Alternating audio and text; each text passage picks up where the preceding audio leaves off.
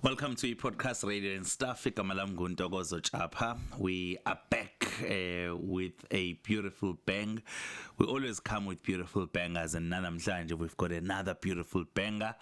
Thank you so much for subscribing, and you just keep on surprising us. Silibele sikhulile, so qhubeka usubscribe. 100% really excited Ntokozo njengobusho nje usihlale siphethe amabhenga nalena ke siphethe namhlanje is a beautiful episode esizoba nayo ngicatha sikasichithe isikhathi asingene kuyona kodwa ngaphambi singene kuyona please remember to subscribe on this channel George Ntokozo ethi siyakhula qhubeka uloku sikhulisile njalo bese uyakhomenta ke le episode usho ukuthi ucabangana le ngxoxo esisoba nayo njengamanje and share the video tell your friends that there's this thing called podcast radio and stuff in short it's PRS njalo nje so namhlanje siphethe umsakazi engathi mina very close to my heart ngoba umsakazi ophuma kwi community radio yabona I can tell you now I community radio inendima enkulu edlalayo ekhiqizeni abasakazi kodwa futhi more than ekhiqizeni abasakazi ekwakheni umuntu because of izinto odlula kuzona kwi community radio. I sometimes say to people I think it's tough because ngadlula kwi community radio sector so that is why ngikwazi ukubhekana nanoma isiphi isimo. No, 100%. In fact, konke sikwaziyo mina nawe sikufunde kwe community radio around broadcasting. Yeah. I know what you did communications, so you might say okunye wakufunda encwadini, but practically umsebenzi ufunda emsebenzini. So practically sikufunde kwi community radio. So it's a very important industry, I agree. So asingasichithe isikhathi siphethe umsakazi obekade sebenzela iZululand FM enza ibreakfast ishow enkulu kunawo wonke kwi radio station okuyi breakfast show uCode 14. Hello Code 14. Yebo njani? We're good.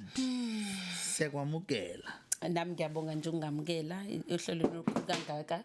Okay, phone yakho le? Yeah, ngixolisa nje. No, don't umcoshela into yakho. Ngakhathazeki. Yes. Thanda ukubingelela nje abalaleli nababukeli belelu hlelo olukhulu kangaka ePodcast and Radio. Engicabanga ukuthi uhlelo nje ulazi kakhulu nedume kakhulu nje esikhathini samanje.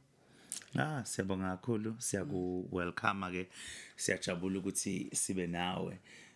Sesizoba nezinhlelo la isho ukuthi breakfast show ezothatha wena. Ngoba unesipillion. Yeah, you understand. Mhlambe singangeni nje kwi profile yakho lapha kwi breakfast show awuno producer awuzenzela konke. Laphana uba all round ngasazenzela konke but I had a co-host engangisebenza naye.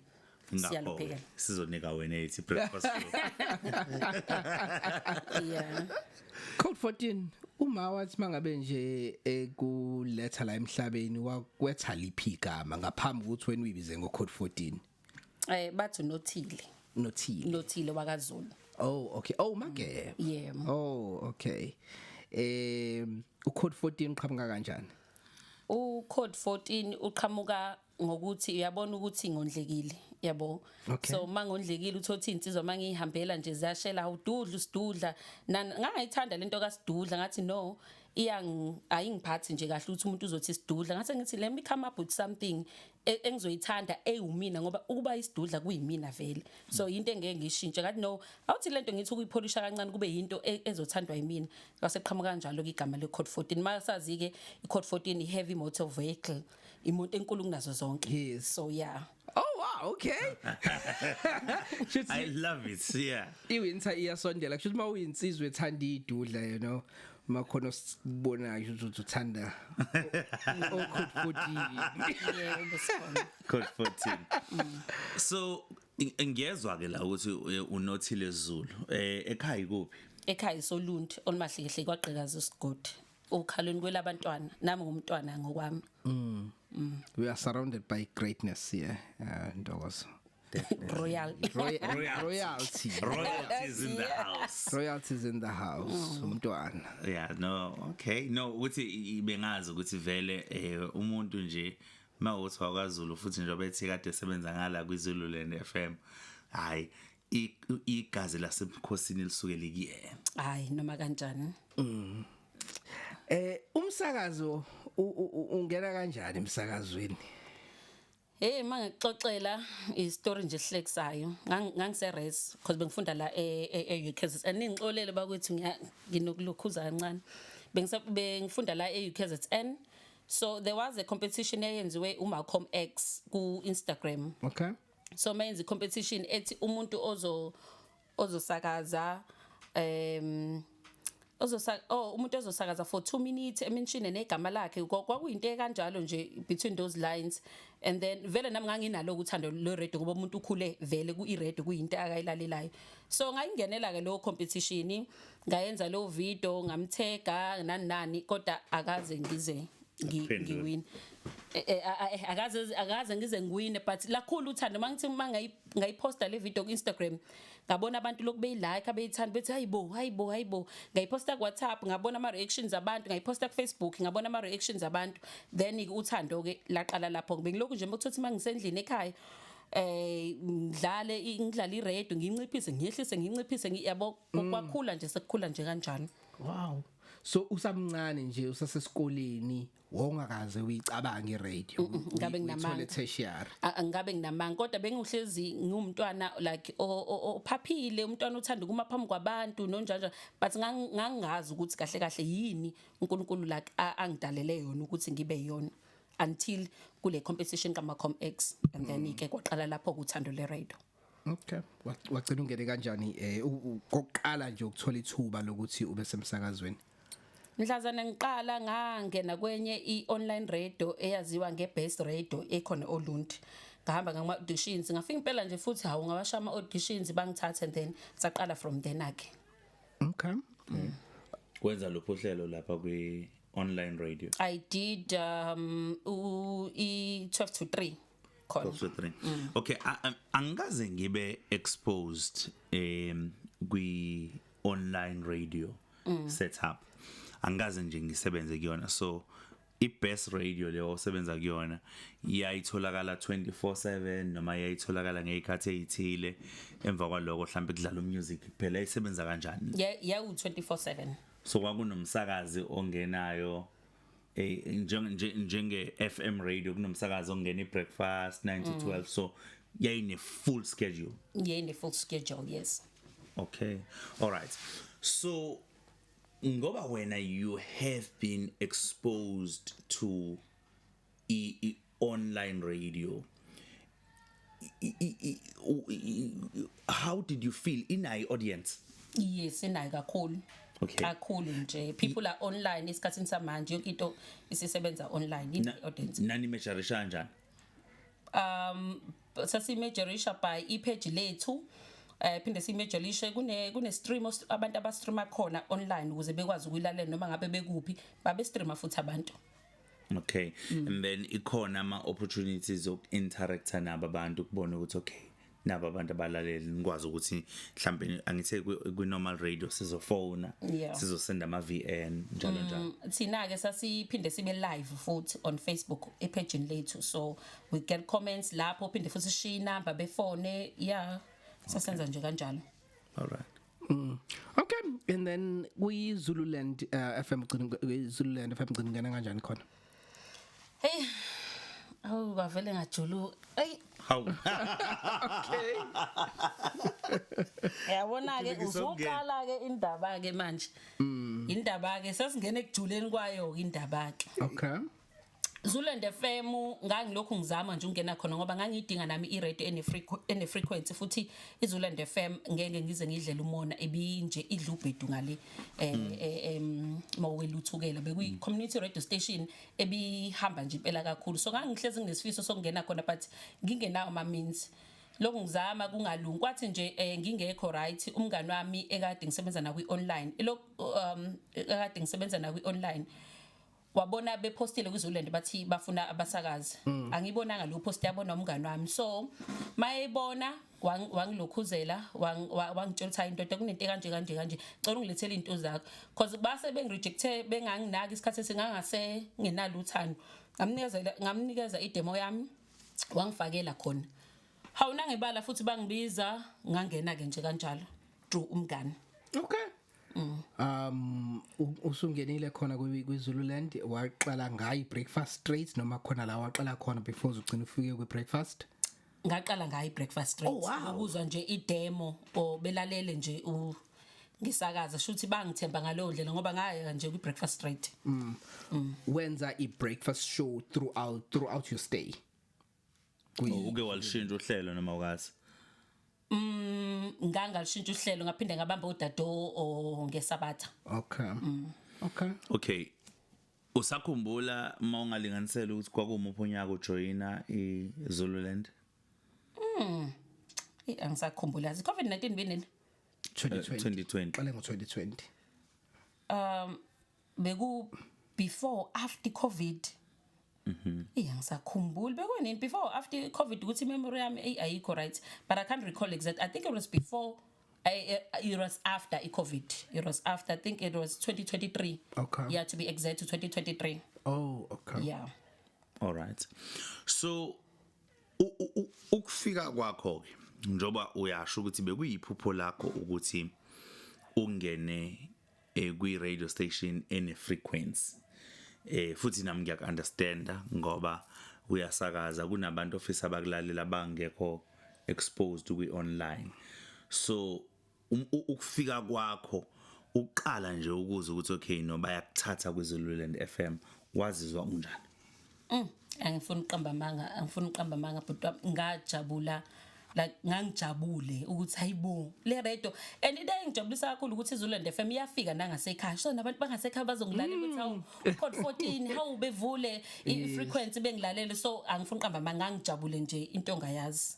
Okay, then mawufika ke manje ngaphakathi ukufika kwakho angithi mawusufika emsebenzini ke wafike wathola lento obuyilindela?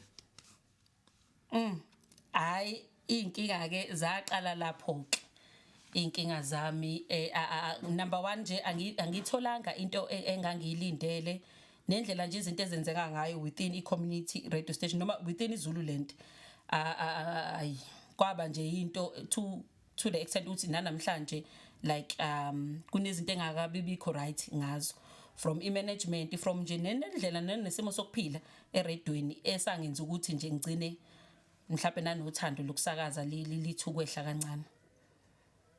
Okay, so mangabe ufika obviously wafike wahlala naloyo wayeqasha masenihleli phansi naye wayesekutshela ukuthi okay sizwe le demo yakho nali uhlelo esikunikeza lona so iyipi le part le othi khona awuzange ube nako ukugculiseka?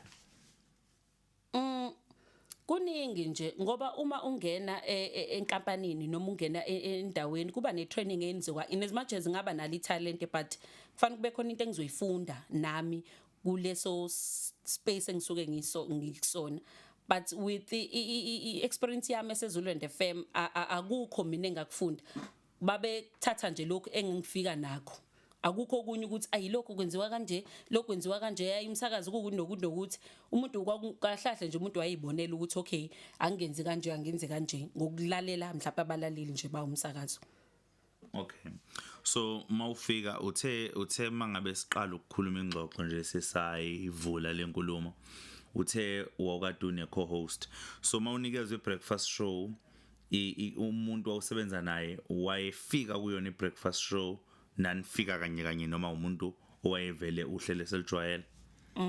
Umuntu wayevele uhlele selijwayele kodwa angicabanga ukuthi wayekhona kwi-breakfast show because ngathi ngifika unyaka oqala kwakushintshwa inhlelo njalo so sasiqala ukungena kwi-breakfast show ngokwazi kwami kodwa usiko le-stage wayeselijwayele? Yeah, wayeselijwayele. Wayengamusha kule radio station? Yebo ngamfica khona. Okay, so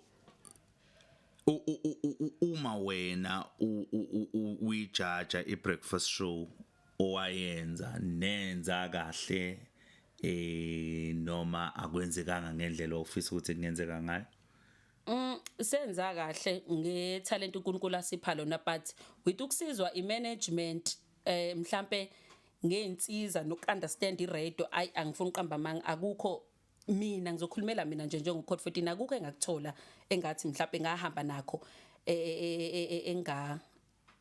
ngahamba nakho mhlambe engakufunda khona as i-experience because babethatha lokho engangifike nakho nanokuthi kuningi nje okwenzakalapha lapha emsakazweni yeka ke nje kuba khona ohloleni kuphela kodwa even nani indlela yokuphila nje khona ayikho right yayingekho right for abasakazi abaningi ukuthi ke it's a pity ukuthi kwabona abasakazi abathanda ukuthi kukhulunywe ngayo leyo nto leyo ngathini bayifihla abathanda ukuthi vela angisazi izizathu sabo ukuthi siphi kodwa mina njengocode 14 ingakho ngithathele lithu ukuthi no ake ngiyiveze lento ukuze mhlambe nomntwana okhona osakhula ebe nasi isithombe sokuthi kahle kahle iradio iyini ethengena nje ebe ne clear understanding ukuthi uma ezongena kwi community radio station commercial or whatever radio station ebe nakho ukuthi not that to discourage kodwa ukukhuluma iqiniso nje kumuntu ukuze ethi into mayithatha eyithathe nje as Sure.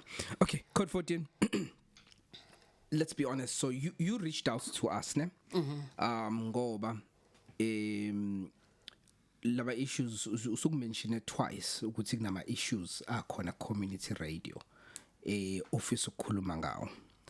So angicabanga singene kuona lawo ma issues.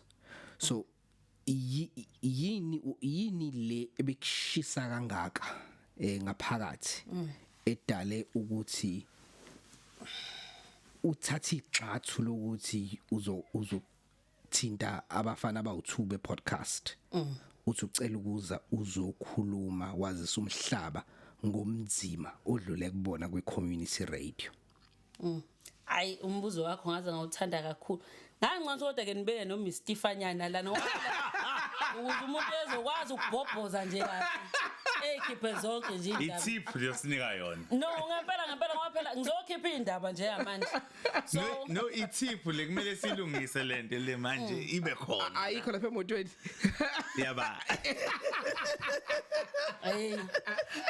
hayi manje umuntu obeyikhandela uplan animconsideration khona uplan kodwa nje kufihlekile kungeglass ukuthi ngithi iphohlo ngoba hayi ungakulanda siphose kancane singakulanda we're taking a short break we're just getting a drink that was a very important break ibibalekile le break 100%. so sesilisondezile kitiye lilapha mkwethu happy for 14 kakhulu mfowethu ayike asiqhubeke la besigcine khona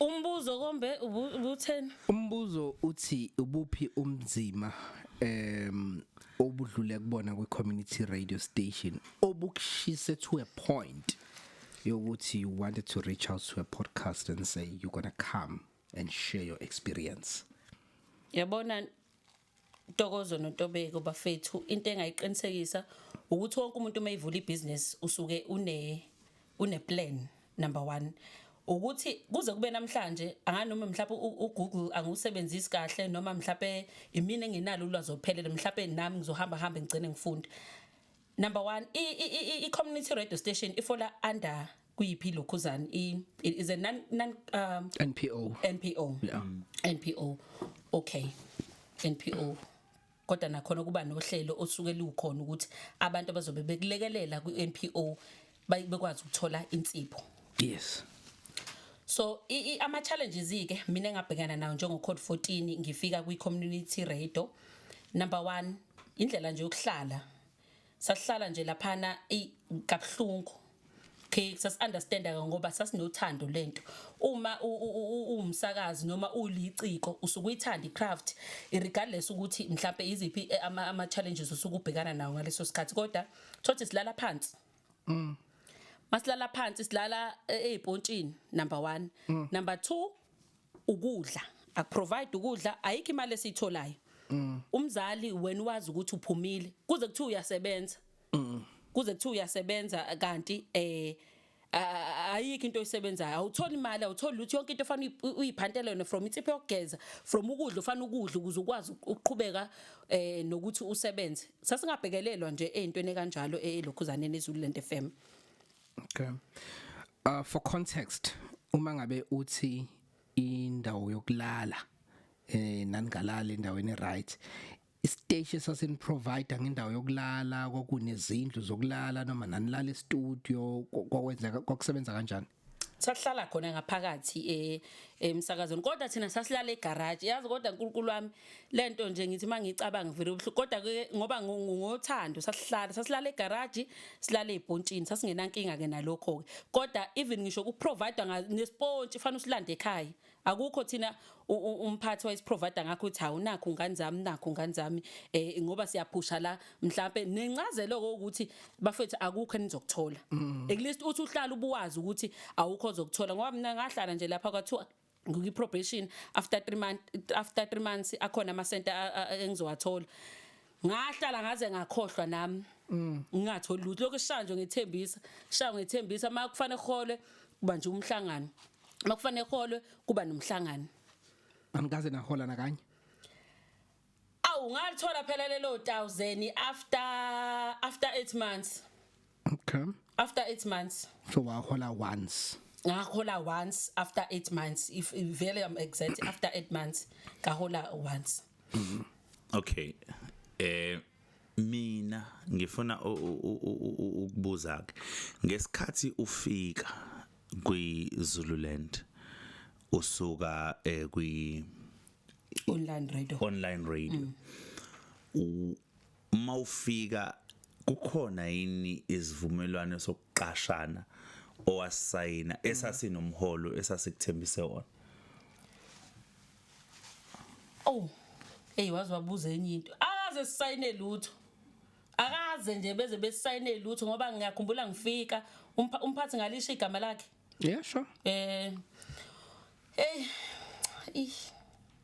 Akaze sisayine lutho ngoba ngathi ngifika sabamba imeeting ukuthi hayi ngizosebenza kanje akukho nje kwakuwumlomo nomlomo nje futhi nami ngokunganaki nje ngangayinaka nje lonto akukho kwasayina phansi okuyisithembiso sokuthi ukuthemba nje umuntu ukuthi hayi ngeke engilahlekisa. Yeah, well mhlambe ke mangibeka kanje vele ngokwase South Africa nesivumelwano somlomo asiyona inkinga. Kusona lesivumelwano somlomo nomlomo ungabhalwe lutho phansi. Khona ini la khona owake wathenjiswa khona ukuthi njengoba uqala manje uzokwenza le breakfast show nansi imali esizokunikeza wona njalo ngenyanga. Ngisho kuswa kubhaliwe phansi kodwa nje bekutshela ngokomlomo. Njengoba bebeshilo ukuthi after 3 months kuzoba ne probation ka 3 months after that ikhona ke ikeshezana engizoyithola bayisho imali noma ungangasho ukuthi imalini kodwa ikhona imali yasho ukuthi izoba imali engaka inkeshezana. Yebo basho impela ukuthi izoba imali engaka. So lo first 3 months we probation kwakuyi probation engaholeli. Yes, it's like a training. Okay, so kwakuthiwe first 3 months akukho imali ozoyithola. Kusho ukuthi kusukela emva kwenyanga entathu esho ukuthi mawuqala nje ukuthi month 4 uzobe usuba nemali ozoyithola. Bayisho ukuthi imali. Bathemba nasekhaya bayisho impela ukuthi imalini. Bayisho ukuthi imalini. Alright. Uma bengingasayithola imali naye yaqala inyanga yokuqala ayingeni imali, yesibili ayingeni imali, yesithathu. Zonke lezi inyanga eziqhubekayo zihamba idlula. Manikhuluma nabaphathi bathini? Uyabona nje ngikutshele wentobeko Ntokozo uyabona nje Ntokozo ukulungile kona konke Ntobeko bantu. Okay. Alright, yabona ngikutshele iqiniso nje. Akekho umuntu onamanga njengomphathi we-community radio station. Mhlawumbe nawe uwe nje nami akekho umphathi we-community. Ngathi angiphephile nje kwakhona lapha nje. Sengaze ngibhobhoza ake ngizoboshwa. Uthalika ixoki la. Kodwa ugqoke njengabaphathi. Angifuni phela ngikhulume ngize ngikhululeke kanti yabona angiphephile. No, akekho umphathi khuluma ukhululeke. Hayi bafethu bayakwazi ukukhuluma nabantu lababantu nanokuthi ke ngaphandle nje kwabaphathi engeke ngibasole kakhulu ngokubuka ngoba sengidlulile kwijeni. Naye umsakazi nje. Naye umsakazi uma usuke unothando lento yazi akekho umuntu ongakutshela futhi ke it's come to entertainment i-radio i-acting yini akekho umuntu osuke engakutshela because usuke unaleli lukuluku is like uyisangoma like usuke unolukuluku ubona abanye abasakazi be-community radio station uthola ukuthi uhlala 10 years emsakazweni kodwa akaholi akukho akutholayo kodwa lokho ehleli sekuze kwaguga isicathulo sasatsheka ulokho ethe nje yena uye emsakazweni kodwa akukho okuthola ukuthi mhlasimbe uyabenefita ngalokho but ushaya intshisekelo esuka ingaphakathi kuyena. Okay, back to my question. So manga every month yaphela inyanga sihambe isikhathi mala ingeni bathina abaphathi mabe nibuyela kubona umhlangano manjalo makuzophela unyanga sasibamba umhlangano thiwa khulekani khona sisabalindile hayi relaxani khona into esazohlangana kube kanjalo nje uma ukuthi mabesuka vele bengenzi isidalo wena sestation ngoba phela babehlala eshow bengenzi kwakhona ke so hlala kulelo garage ke so ibhatanisela nobani ebona ukuthi uzodlani ubani kodwa uNkulunkulu wami ngifanele ngilikhuluma iqiniso yena umdotso shema wakwalenzi benakho ukubani shuze bebuye ezwele ngoba benakho ukuthi mhlawumbe sithengele igrocer mhlawumbe uzothenga igrocer sithululelane isipakwa kusamafutha umuntu eze nesigujana sakhe eze nesigujana shuthi wayenzela nje ukuthi masiphefumula ukuze sokwazi ukuzobhobhoza lapha elokhuzaneni eredweni so nje na bebuye benalo iqiniso shema sizosakaza ukuthi sikwazi ukuthola amandla uma nje sibazobhobhoza uyene bekwazi okay so umdonso ube umphathi bese kuyena umphathi emva kokuba ubaba uNgcobo elokhuze edlule emhlabeni. Okay, and ubani so kuzanje khona abaphathi abawu2 engikuzwe ngathi wasebenza kweZululand ngaphansi kwabo ubaba uNgcobo kanye noMdonso. No angisebenzanga ngaphansi kwababa uNgcobo ngasebenza phansi kwaMdonso. Oh wena wafika sekhona uMdonso ongasekho baba uNgcobo. Yebo. Oh okay so konke lokuhlukumezeka okwenzakalelile kukwenzakalele kuphethe uMdonso. Yebo. uMdonso sikhuluma ngaye muphi? umdonso kaNgcobo ukhozi FM sikiya ngengoma producer wakhona. Oh okay. Okay so ilezi inkinga ke ebenibhekene nazo wena njengomuntu obevele ke esengenile kwindima yezokusakaza beyinjani i-communication yakho nabasakazi bakwezinye iziteshi ngizama ukuthi ngifuna ukucheck ukuthi uaware yini ukuthi kwi-community radio generally abasakazi bakhona ba volunteer ngi-aware ukuthi baya volunteer kodwa mhlambe into efike ibe inkinga ukuthi umuntu ezokwenza uhlelo nje olufana njenge breakfast show izinhlelo lezi nje eziphana nensuku uthola ukuthi akasabhekelelwa ke ukuthi okay siyamazi lo muntu uzala ukhona every day uya show up but just ukuthi nimbhekelele mhlawumbe indlela thizeni mhlawumbe ningabayeka la be weekend because beza once and usually abantu abasebenza on weekend so bayisebenzela vele yabo kahle okunye bengifuna ukukushaya nokuthi ngibhekane nakho kakhulu ibona ke nabo abasakazi ukuthi awukwazi uexpect ukuthi umuntu engasebenza u10 years ungamholile number 1 nawe as umsakazi we-community radio station kuthini kuwena abantu uluze ngisho ama opportunities because bayazi abantu udumile ngisho nangakini ngalendlela nawe udume ngathiwa uCode 14 siyamazi ngisho kuthiwa ngabe kuvela itoho ngeke abantu beze beconsiderisha because bazi ukuthini bazi ukuthi wena uyasebenza bazi ukuthi wena khona into oyitholayo thina ngobani siyafihla ukuveza nokuhlala obala njengabasakazi bama community radio station ukuthi okay ukuthi siyasebenza yabo nje mhlawumbe omunye umsakazi ongayibona mhlawumbe le interview ngeke ngizokumhlala kahle ukuthi mina sengivele ngaveza izinqobala kuzobe sengathi ngabahlambalaza kanti ngikhuluma into ofanele vele ikhulunywe mawukuthi uhulumeni uyangenelela akekho even ngisho uhulumeni akayingena indaba ye-community radio station ayingenwa umuntu okay asibayeke kabaphatha simnyeke uhulumeni wena ke umsakazi usungasebenza u10 years usebenza futhi usumkhulu u5 years uyasebenza wena uholutho awuna ngisho insurance awuna lutho lokhu uhle nje lokuthi nje hayi mina ngumsakazi uhamba uzuqomoze kodwa awunatwa uthini wena kwena mina mhlambe angikusho ngoba vele siyaqala ukubonana sazana. Mina ngisebenzile angikaze ngibe umphathi ngiqale lapho ku community radio. Ngisebenzile ku community radio njengomsakazi. Ngenza iDrive, ngenza iBreakfast Show, ngenza u12 to 3, ngenza uSaturday Breakfast Show, ngenza uSaturday 3 to 6, ngenza ma Sundays. Indlelo nje esengike ngadlula kuzona. Kuyo yonke experience yami angikaze ngihole at all. Kodwa i-community radio station engangisebenza kuyona yona yayisitshele izisuka ya ukuthi mawuza la mawungabe ungena usuke uzongena as a volunteer sure. Ingakho bungizwa ngibuza lo mbuzo ukuthi wena wawazile yini ukuthi uzoba ivolunteer noma wawungakwazanga lokho?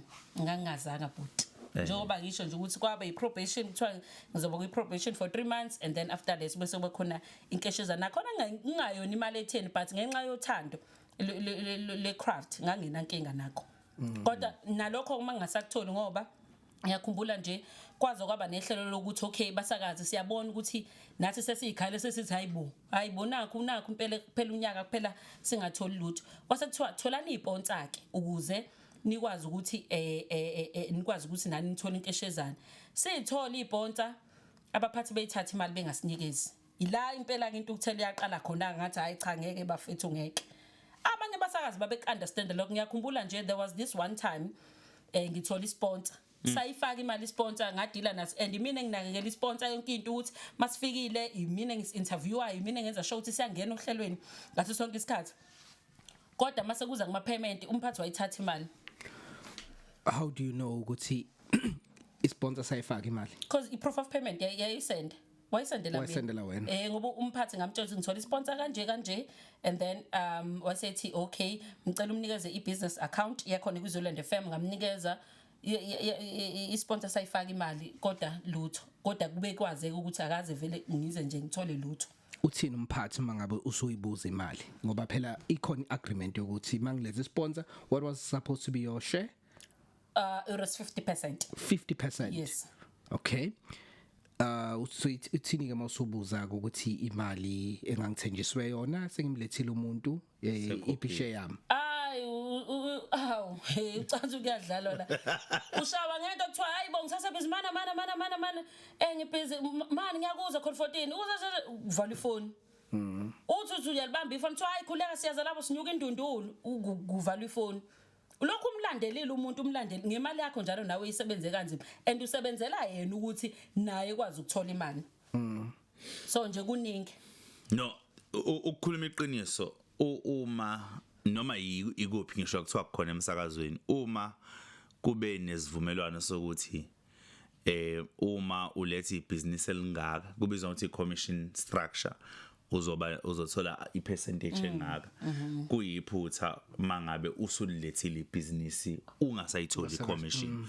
So uma kuukuthi lokho okushiwo code 14 kwenzeka ngampela cha hayi nami ngiyavumelana nawe ngoba phela wawusukwazile ukuyothola iadvertiser noma isponsor ya advertiser bakhokha so kwasekufanele ngisho ukuthi 100 rand kodwa ipercentage yakho kumele uyithole. Hawulalela ngaze ngabiza umngane wami esiyiphuzela naye ngamenza iphoyisi ukuze ngiyithole lo mbani ngagcina ngiyithole. Wayithola. Eqine nami sengizama ukusebenzisa ingqondo zami uthi hayi bonakho kubantu bedlala ngami. Awusiqoqele story wayithola kanjani? Hayi. Right. Silokhuza.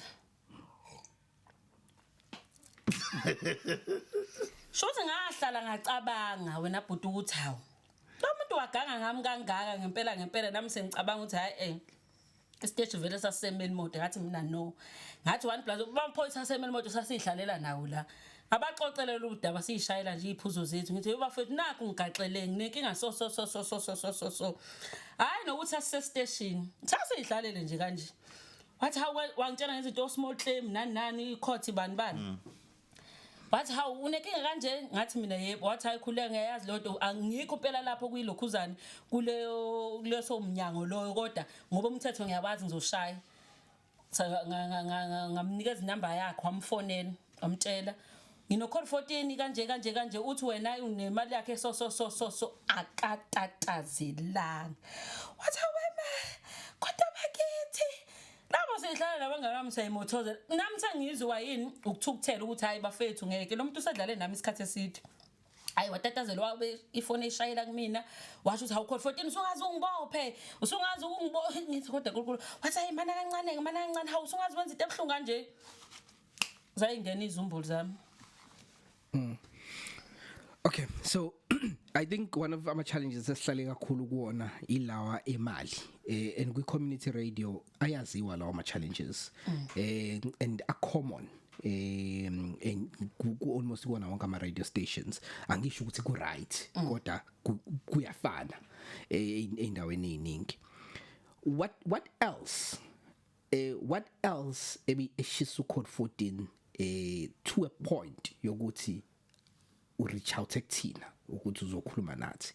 Is there anything else besides le imali angisho ukuthi incane ukumentionile nendaba yokuhlala nokungaphatheki kahle khona okunye mhlawumbe ungakafiki kona okwaphatha kabi ngalenkathi usa kwi Zululand FM? Hayi angeke ngize ngiqamba amanga ngisho ukuthi ikhona nje lokho nanokuthi i-communication yabo uma kuyi community radio station ngathi uthandana nomuntu ongakuthandi uyabona indoda uthi noma mhlawumbe intombazane uthandana nomuntu ongakuthandi ngoba i-communication number 1 nje ayibibikho ayikho i-communication lapha ukuthi okay njengamanje ngoba nje ubhutade veza ukuthi yena ngolwazi lakhe umuntu bamchazele yonke into yavela obala ukuthi hayi la kwenza u1 no2 no3 kusale kuwena ukuthi uyangena noma kanjani but kwaba nama promises amaningi angagcinanga efezeka so ikhona nje lokho kwangidisturb nje kakhulu ngaze ngathi mina yabo uthando lokusakaza especially i-community radio station angifuna uqamba amanga ayi ngiyabonga ikwaba nje lokho ngabe nginamanga mangathi kukhona okunye mhlawumbe engakuveza kwaba nje lokho. Okay, I want to move away from our challenges. Are you comfortable? I know I'm comfortable. Yeah. Okay, so we've mentioned challenges, but if I may ask, how many years did you spend at Zululand? Zululand FM. It was not even more than a year because kwase ku too much mina. Okay. Kwase ku too much. Ngicabanga nje kwaba close to a year, 11 months or yeah, close to a year. Okay.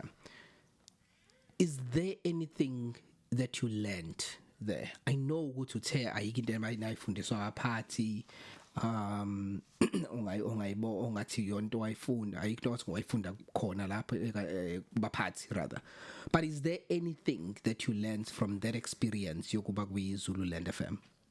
Ngafunda kakhulu njengoba nje sengikwazi ukubuka nasemuva ngafunda kuningi engakufunda lapha eZululand FM. Number 1 ngafunda ukuthi kufanele ukuthi mawenza into like include le ndaba ukuthi kufanele kube formal, you need to get something written down ukuze makuthi mhlawumbe kuba nenkinga you can go somewhere usho ukuthi hawu bafethu this is what is written in black and white and what's happening yabo cause ngaba unprofessional nje kwanami ngiyayixeka nabaphathi futhi ngokunjalo baba unprofessional. And also i-experience yempilo ke engayifunda kakhulu ngafunda ukuba tough lapha. Ngafunda ukuqina nasempilweni kuze kube namhlanje ke ngisebenzela kakhulu ngoba even ngisho ngabe ngihlangana nayiphi challenge I can ngibhekane nayo lo challenge leyo because of ubunzima engahlangana nabo kwiZululand FM or kwi-community radio nje. Yeah, ukuba tough nokuthi ngibe strong ngikwazi ukuthatha ama risk in life ngikwazi like ukubhekana nje nezimo nje empilweni. Okay, so Code 14 Ntokozo and I siyayithanda i-radio. Cha uthi umehluko phakathi kwethu sobathathu ukuthi mina noNtokozo i-radio sayithanda sisancela ubisi emabeleni omabili sasisakaza sasakaza from a very young age sathi sakhula sisakaza ukukhuluma wedwa you know uyesikoleni primary all of that sasivele sisakaza and I'm going to a point la othe awuma understand lo muntu osegqigqe for 10 years njengoba angizile ngimqalela engahuli yeah uthando because uyawuthanda umsakazo and ithemba lokuthi kungenzeka ukuthi uthola okungcono lisuke lilokulikhona ngoba bayakutshela abantu ukuthi you good uyadeserve ukuba kwigagasi uyadeserve ukuba sokhosini nawe futhi uyayibona ukuthi yazi next year kungenzeka kube ithuba lami ngoba iqiniso lithi uma ngabe uphuma emsakazweni mina ngaphuma emsakazweni nami ngahlala many years different shows but ngasheshe ngaphuma kunontokozo ngaphuma emsakazweni and mawuphuma emsakazweni uyaphuma nasemadlebeni abantu nakuma memories wabo untobeko osemsakazweni nontobeko ongekho emsakazweni abafana abantu abasakazi they move on abalaleli they move on to the next radio presenter bakhohlwa untobeko kade bemthanda but untobeko is the best thing since sliced bread but ningoba usephumile sebehleli nomunye la lo musha. So I just want you to have that understanding ukuthi khona abantu abahlele emsakazweni njengamanje. I think it's important for me to mention this ngoba someone is watching njengamanje and is thinking I'm such an idiot that I've been doing this for 5 years 10 years whatever years nangu engitshela ucode 14 ukuthi angicabangi yini ukuthi I'm not getting any younger. Because that's the truth and I know that most of them are thinking of it but I'm not getting any younger but fact is makuthi uthanda radio and mhlawumbe yonto wayifundela you don't have a choice but to stay there you do your hours until something happens and sometimes it happens early for some people sometimes it happens late and we have examples of people abahlala community radio for years. After many years, how? Boom, breakthrough effect. Nangu umuntu useyohamba yosakaza emsakazweni omkhulu or noma useyojoina iTV useyoba intatheli emsaka ku TV station after many years. So I'm just saying let's give them grace. Let's give them grace and also be realistic. Give them grace and be realistic because at the end of the day life in this economy Ramaphosa when you wanna wake up every day and not earn anything yabo let's give them grace and be realistic ngokuthi siyakubona umsakazi but angazi ukuthi singaba advisor kanjani nama angazi ngithembele mhlawumbe kubona noma mhlawumbe ngithembele uNkulunkulu ukuthi one day because nami ngiyayithanda iRadio ngifuna uqamba manga iRadio nje ngiyayithanda kakhulu but ngiyafisa ukuthi mhlawumbe kube nohlelo thizeni angani noma mhlawumbe indlela yokubonelela abantu abasebenza ku community radio station ukuthi okay fine salindele ibhom yakho ukuthi ukhoze FM noma uGagasi FM noma iMetro ithi ayimntanami we see you come la kuthini uhleleke la ku radio station for 10 years awutholi lutho and then uthola umuntu ehlelo usezoba nomndeni wakho uzotholani kuyenzeka uNkulunkulu mhlawumbe decide ukuthatha within that 10 years uzoncatshwa ngani let us be realistic and give them grace angazi ukuthi leyo grace izoqhamuka kaphi kwiside yabaphathi babo abasunguli be radio station ukuthi they must have a plan for abasakazi abazobe be full time. That's all mhlawumbe mina engakusho ukuthi let us have a plan for abasakazi abazobe besakaza full time or do something I don't know ukuthi yini and nise maseniqalile lento like nje mina umdonso what asifika nezibots for you it's a great idea sayithanda so sathi awu mphathi that's good but mase sefikile imali uphinde uyayithatha futhi I need to be creative ukuthi ngithola imali yami. Do you think that's fair? Do you think that's fair ukuthi fanele ngize be creative ukuthi ngithola imali yami ekubeni ngisebenzela wena at the end of the day umile umsakazi mina engivuka each and every day and I make sure ukuthi lesi station siya run. I go out there I find people to sponsor my show and then at the end of the day I'm not getting paid.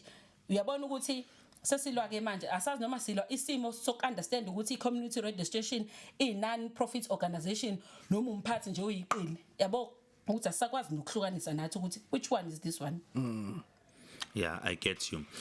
Kodwa ukeda kulento ebikhulunywa uNtobeko nanoma yini a prize osukuyisebenzela makunendondo ufuna ukuyisebenzela kusuke kuzoba nama sacrifice azoba involved umuntu wakhe ibhizinisi elikhulu unama sacrifice unobunzima adlula kubona thina singakuboni simbona nje sey-interviewa ku-TV yabona kuthiwa lo director waka podcast radio and stuff abaqalela kwi-Wendy House somewhere, you understand, but now back to lento le esikhuluma ngayo. So i-radio nayo kunabantu abavele bathi 1-2 babe kuyi-commercial 1-2 khona abavele nje bangena straight kukhozi abavele bangena straight kwigagasi but iqiniso lithi akwenzeki kanjalo kubona bonke and into ene passion phakathi yabo umuntu osuke ehamba ngepassion ngikhuluma ngoba ngiyayazi ipassion ihlezi kutshela ukuthi bekezela yabona ngisa umsakazi ngangifaka ama demo every year ngingabizwa kodwa ipassion yayithi bekezela isikhathi sakho siyeza. So ngizama ukueda kulento eshow Ntobeko ukuthi kwenzakalani kulaba wena obabona sebehlale 3 years 5 years ngoba lento eshisa ngaphakathi kuyena iyona libelithi bekezela and the truth is most of the time ithuba lakhe does eventually come. Ithina singeke sikwazi ukuthi uthi lizofika nini kodwa lona ligcina lifikile. So to be honest with you mina code 14 ngiyakuzwa mina ukuhlukumezeka odlule kukona kodwa ukukutela iqiniso kwakho kube short lived kunabantu abazokutshela ngobunzima abadlule kubona bekwi community radio sector kodwa babekezela for years, you understand. So ingakho uthema uthi less than a year ngathi yeah no kona kuncane to be honest. Ngiyabona Ntokozo ngiyakuzwa and ngiyakunderstand mina enye uke wangibuza ubafu ukuthi what drive do ukuthi uze ufike la uzuthi I know guys ngicela ukukhuluma yabo enye yezinto ukuthi sibe realistic. Mina I'm not discouraging umuntu okwi community radio station osehlale for 10 years. No, I'm not saying ukuthi ungangeni kwi radio station. Ngithi mina as uCode 14 let us have a plan. It's either with the management umuntu osuke esungula iredo or the government. Angazi government sector uthi yangena since it is registered thing nani. But let us have a plan. Let's come up with a plan. Talk about these things ukuthi sikhona umsakazo siletha indaba njengoba zinjalo elokhuzaneni emphakathini sinjanjani. Ngicela nisibonelela nathi ngendlela engasibonelela ngayo yabo. You understand lento engisho ukuthi afanele sikukhulume lokho because it will be useless of us masithi hayi umuntu driver ipassion kulungile ingoba uyathanda vele ingoba unobizo ingoba kanje uhlale for isikhathi eside in the name of ubizo. Who's gonna suffer? Umndeni wakho, ingane zakho, whoever usuke around when. Ngithi mina asibe realistic. Umsakazo siyayithanda umsakazo ayibe khona ama community radio station. I do encourage ingane encane sakhula ethi ifuna ukuba I radio presenter or whatever, but let us be realistic with ingane.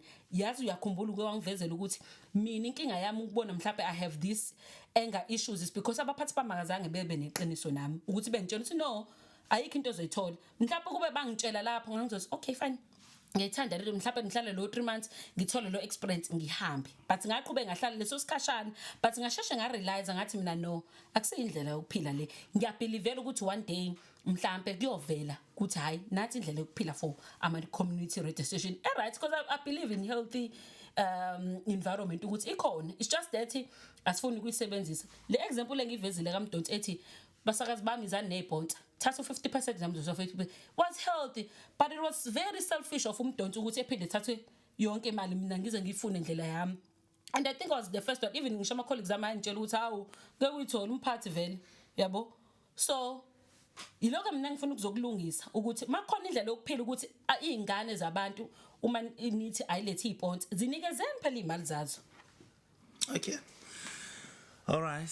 No, ngiyakuzwa sengi right kuleli point. I think ngikuvezile bengifuna ukuveza. Yeah, I think let's call it a day, but I have a question and ngizokuni context yalo edalisa ngibuze lo mbuzo mina ukugcina umbuzo ngibuza wona. Ngoba khona umuntu obukayo njengamanje othi hayi le ntombazane ifuna nje ukuzodicilela igama laMdonso phansi ngoba nakho ose producer okhosini. Noma le ntombazane ifuna ukuduma ngegama laMdonso. Umuntu obukayo njengamanje onaleyo umcabango maybe before ugibuze loyo kukhona okunye mhlambe naye nakubanga noMdonso ngaphandle kokusebenza ngathi nisakwe Zululand khona okunye outside that akukho. Okay. So bengamanzi before ngisebenza kwiZululand FM. Okay. Uthini umuntu othi ufuna uduma ngegama laMdonso? Ingakho ngiqale ngathi kuvumelekile ukuthi ngimenshine umphathi. So mhlambe umuntu mhlambe oyilalelile interview from eqaleni uzokubona lo mbuzo lo. Qale ngabuza ukuthi kuvumelekile ukuthi ngimenshine umphathi wami and you said no it's fine. Yeah. And then angamenshine and not ukuthi necessarily ngiyamgceka ngoba khona ngikuveza ukuthi inkosi yami ejumbana wayeletha. Uyabona khona okuhle ngithi akodwa kusami shusho wayibuye ecabange nayo ukuthi akodwa kusami ingane zabantu. Yingakho mina Ntobeko noNtokozo kube kuyangami kahle kahle bekufanele kube khona umphathi we-community radio station oyedwa ngoba kuneni mhlawumbe izinto thina mina ngingazazi I for one mhlawumbe ngathola engaba nemibuzo ngakho ukuthi mhlawumbe yena mengafika la ihlalela ethi code 14 inkinga mina beku kanje angizazi inkinga zakhe ngoba adeveza nje uba futhi kuyenze ukuthi uqale ibusiness kodwa abantu bengawazi ama struggles akho but uma waveze ingakho ngeke mention afithi ukuthi i-communication is everything ukuthi communicator nomuntu umtshela ukuthi hayibo ungayitsheni njalo ukuthi kukanje so umuntu ezongena anzi ethi ehlala isichitha isikhathi sakhe kodwa as rather ukuthi umuntu umthembise into engekho. Sure. Yeah, no. Yeah, let's call it a day. I think so ngifuna ukubuza so le eyeshare yakho wagcina uyitholile. So kwaba nje isponsor sisodwa wasithola. Azikho ezinye emva kwaloko kwaba nenkinga kuzona. Yeah, kwabe iletho nje. Okwaba nenkinga wawusuyayilungisa ngomngani wakho wayithola zami plan yakho wayithola imali yakho so ne right manje ukweletwa imali imini elutho ngabe nginamanga ngabe ngiqambela amanga. All right, no, perfect. Yeah. And thank you so much for watching this episode. Thank you so much for coming through. Code 14 sikufisela inhlanhla khona konke okwenzayo. Are you any plans of going back to the radio anytime soon? So Xhuma. The community radio station somewhere in case. Ngisene trauma. No, uzo April sokuxhuma ngempela. Usho nje ungixhume kubani? No, asingafaka amagama abantu bafuna. I know iCraft ngiyithanda kakhulu and shout out to abantu abahleli kwi-community radio station. They're doing great. It's talented ingane zabantu bafethu and ngiyafisa ukuthi ninga discourage niqhubeke but nibe no plan nani ukuthi nenze njani empilweni because economic Ramaphosa is very expensive ukuthi ngathiwa nje awutholi lutho lokwangempela. Sure. No, thank you so much for coming through. I think this is an important discussion that we just had. It's a very important discussion that I think we should have. We should have more of these discussions. Ngoba izinto enjengalezi izinto ezenzakalayo izinto affect abantu in our community. Ingane zethu eze kuma community radio stations zihambe ziyozama impilo khona. Nibize nabaphathi be community. Mhlawumbe khona into abangasichazela yona esingayazi bafethu one day. We'll definitely do that. We'll definitely do that. In fact, you know what else we'll do? We'll reach out to Umdonso because I think we should give Umdonso a right of reply. Ukuze ukuthi ngale ngathi sawumphathi yena kwakunjani imapha ama challenges awafacile yena as umphathi kupha kwenza nalokhu ekuthiwa wakwenza the allegations ashiwo code 14 against Umdonso. Uthini kona lawo ma allegations? So we have to reach out to Umdonso. So if you see this episode, that means we've reached out to Umdonso.